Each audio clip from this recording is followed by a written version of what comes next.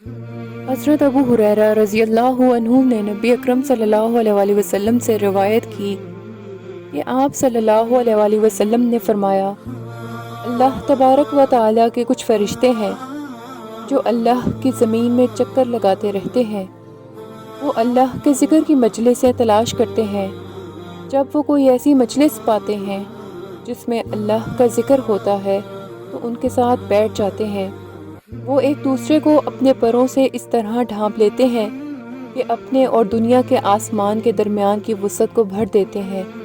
جب مجلس میں شریک ہونے والے لوگ منتشر ہو جاتے ہیں تو یہ فرشتے بھی اوپر کی طرف جاتے ہیں اور آسمان پر چلے جاتے ہیں۔ کہا تو اللہ عز و جل ان سے پوچھتا ہے، حالانکہ وہ ان کے بارے میں سب سے زیادہ جاننے والا ہے، تم کہاں سے آئے ہو؟ وہ کہتے ہیں، ہم زمین میں رہنے والے تیرے بندوں کی طرف سے ہو کر آئے ہیں، جو تیری پاکیزگی بیان کر رہے تھے، تیری بڑائی کہہ رہے تھے اور صرف تیرے ہی معبود ہونے کا اقرار کر رہے تھے اور تیری حمد و ثنا کر رہے تھے اور تجھی سے مانگ رہے تھے۔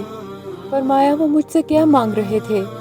انہوں نے کہا، وہ آپ سے آپ کی جنت مانگ رہے تھے۔ فرمایا، کیا انہوں نے میری جنت دیکھی ہے؟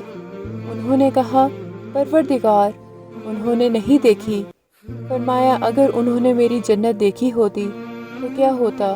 یعنی کس الحاح و زاری سے وہ مانگتے؟ وہ کہتے ہیں، اور وہ تیری پناہ مانگ رہے تھے۔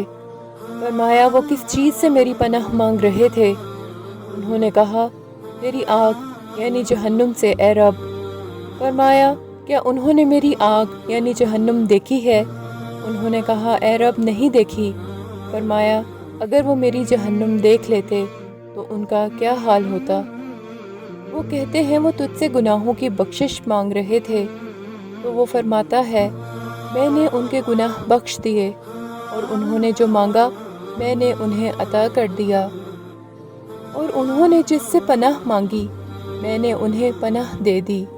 رسول اللہ صلی اللہ علیہ وسلم نے فرمایا، وہ فرشتے کہتے ہیں، پروردگار، ان میں فلاں شخص بھی موجود تھا، سخت گناہ گار بندہ، وہاں سے گزرتے ہوئے ان کے ساتھ بیٹھ گیا تھا۔ آپ صلی اللہ علیہ وسلم نے فرمایا تو اللہ تعالیٰ ارشاد فرماتا ہے، میں نے اس کو بھی بخش دیا۔ یہ ایسے لوگ ہیں کہ ان کی وجہ سے ان کے ساتھ بیٹھ جانے والا بھی محروم نہیں رہتا۔ اس پیغام کو صدقہ جاریہ کی نیت سے آگے ضرور پھیلائیں۔ جزاک اللہ۔